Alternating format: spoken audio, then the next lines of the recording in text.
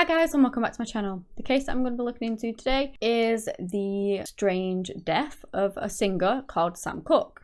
He died at the age of 33 and he was at the height of his career. He was commonly known as the King of Soul. This case was suggested by me, so thank you for that. I appreciate any suggestions you guys have, and of course if you have any more, do let me know.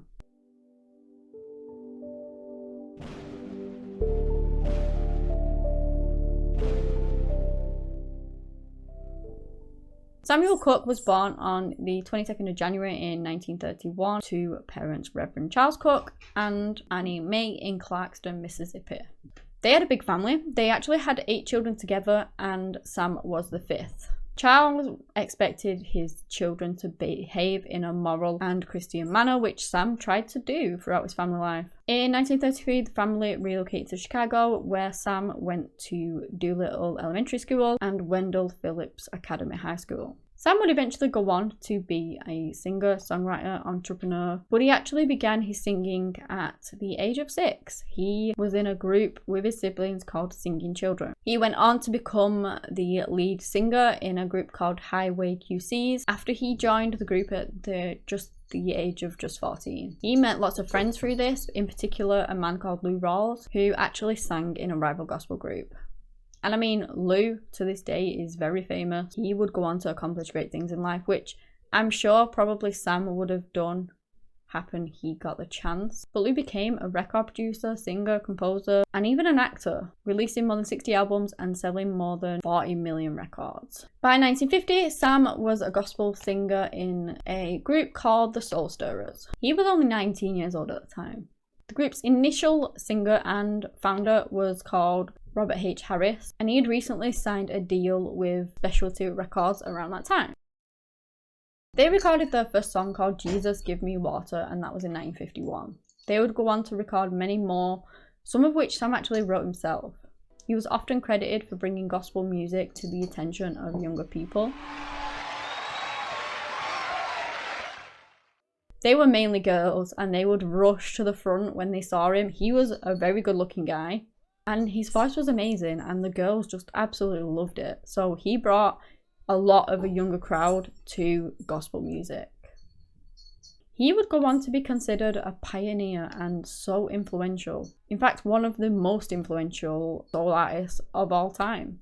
I've already mentioned he was often referred to as the King of Soul. He had such distinctive vocals, and just everything he put into the genre just made him so special. He's also one of the first modern black performers to look into the business side of his musical career. Normally they leave it up to someone else, but Sam wanted to be able to do it all. He also took an active part in the civil rights movement,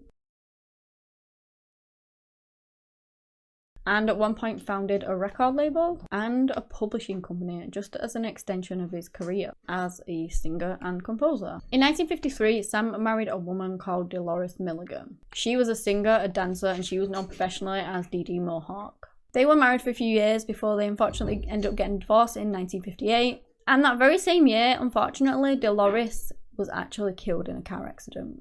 Sam's career was soaring. He was very successful. Between the years of 57 and 64, he had 30 US top 40 hits. In 1957, he decided to leave the Soul Stirrers and go more for a solo career. This would be when he would be known professionally as Sam Cooke with an E.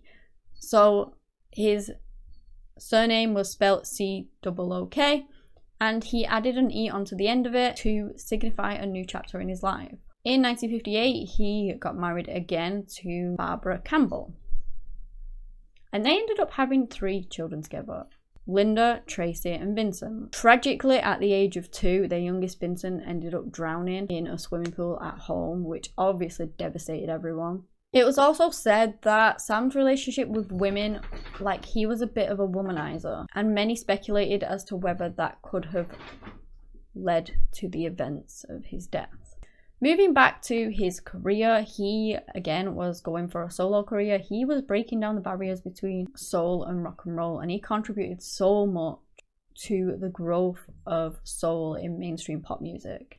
It allowed him breaking down these barriers, allowed others such as Stevie Wonder and James Brown to pursue and break through those barriers too, after him.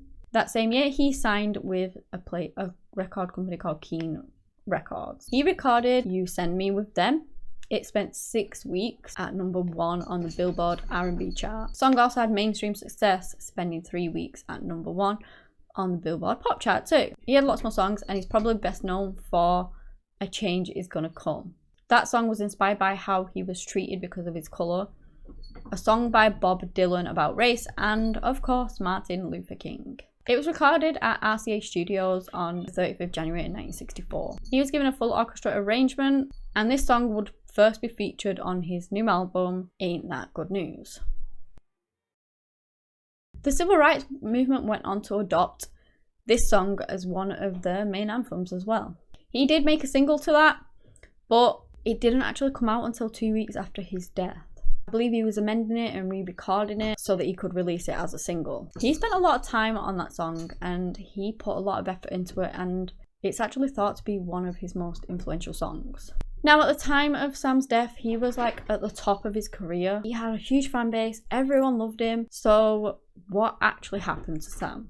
It was the 11th of December in 1964, and he had booked to stay in a room at the Hacienda Motel in LA with a girl called Elisa Boyer. She was actually booked in as Mrs. Cooke, but she wasn't Mrs. Cooke, and they actually apparently were eating at a restaurant before and then came into the motel together. As I said, he had a reputation of being a bit of a womanizer, and it was widely known that he was unfaithful. He had at least 3 other children with women out of wedlock that we know of. So this is what Elisa claimed. She claimed that once they went in the room, which Sam pretty much forced her to go to because she didn't want to go there apparently, he forced her into bed and began stripping her off. She was frightened that he was going to assault her. He allowed her to go to the bathroom, but she found that there was no escape in there, and so she came back out. And then at some point, Sam goes into the bathroom, and seeing her opportunity to escape, she grabs the bundle of clothes and she legs it out of there. In the process, she didn't realise that she actually got most of Sam's clothes too. She goes downstairs, she's banging on the manager's door for help, but the manager takes too long to answer the door, and she runs off on the street instead.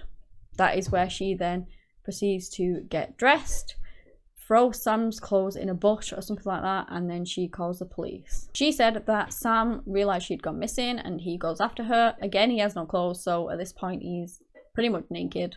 I believe he had socks on, or a sock on, and a jacket. Sam apparently got to the manager's doors and shouted, "Where's the girl?" banging on the door. The night manager at the time was actually called Bertha Franklin's. And so Bertha said back, there's no one there but herself, like, you know, there's nobody else in there. But apparently Sam was so angry that he didn't believe her and he forced his way in there anyway. According to Bertha now, she fought with Sam and they were wrestling each other to the floor, but she got up and managed to go and grab a gun. She then fired at Sam in self-defense because she was scared for her life. Sam was struck once in the torso. According to Bertha, he exclaimed, "Lady, you shot me," more in like a tone of bewilderment than anger, before he sort of went for her again. She then picked up a broomstick, hit him in the head with it, before he finally fell to the floor and he died.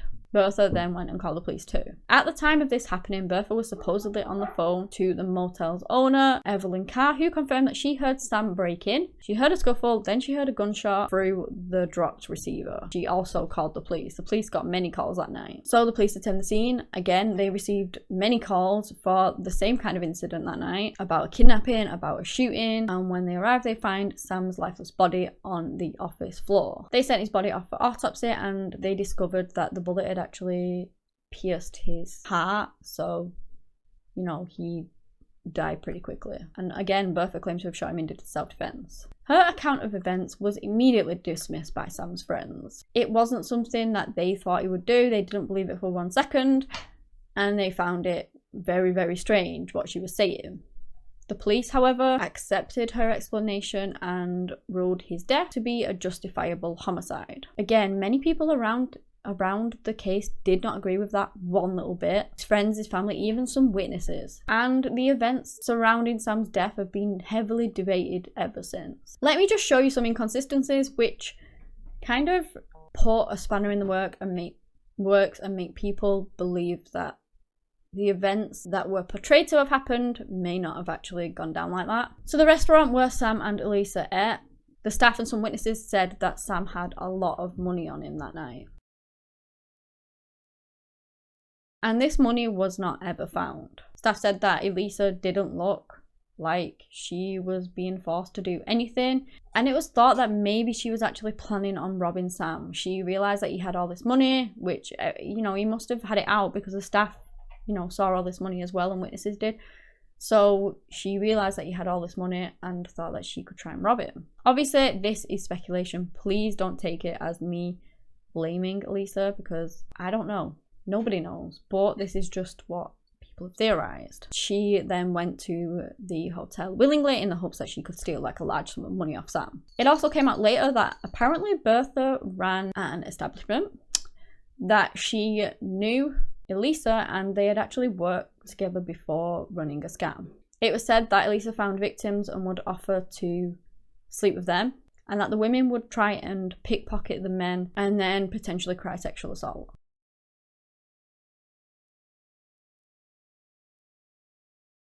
Not only that, this wasn't the first time that Bertha had actually shot a customer.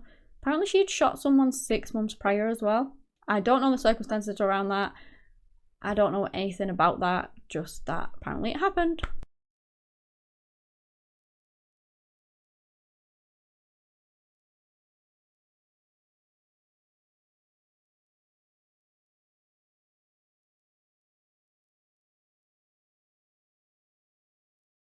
So it just puts a lot of speculation around the case.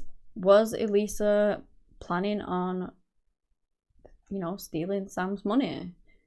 Were they both in it together? Who knows? Again, speculation. Please do not take this as fact, because it is not. There's also the thing, singer Etta James went and viewed Sam's body before his funeral, and she had a lot of questions as to whether the official version of events was actually accurate. She said that the injuries she saw on Sam were way beyond the official account as to what happened, of Sam having fought just Bertha alone. Like, he had apparently been beaten quite badly, and I wouldn't have thought a broomstick could really do that too much. But yeah, again, we just don't know. We know what happened to him, but we just don't know the circumstances surrounding it. It could have been self-defense, like Bertha said, and like the police ruled it as. They ruled it as justifiable homicide, and so that is what we have to go with. But there's just a lot of speculation around it and questions. 2 singles and an album were actually released a month after Sam's death, and one of those singles, Shake, reached the top 10 in both the pop and R&B charts. Let me know what you guys think on this one. Do you guys think self-defense, as it was ruled, as was claimed, or do you think maybe there was a more sinister motive behind it? I'd just like to hear your thoughts and theories on it. Personally, I really don't know, and I don't want to be accusatory or anything like that. So yeah, I'm just going to leave my opinion as that. Me standing on the fence, but obviously I'd love to hear what you guys think. But yeah, that is the end of the case. If you guys have enjoyed the video, please give me a big thumbs up, subscribe to the channel for similar content. Anyway guys, that's all I have today on the case of Sam Cooke. Thank you so much for watching, and until next time, bye.